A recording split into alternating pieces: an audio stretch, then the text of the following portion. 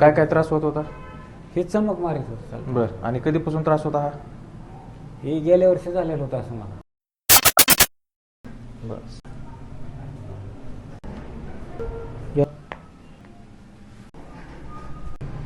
बस बस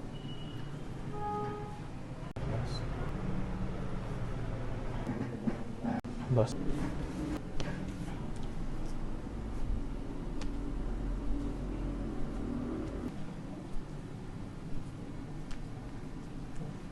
कसं वाटतंय आता?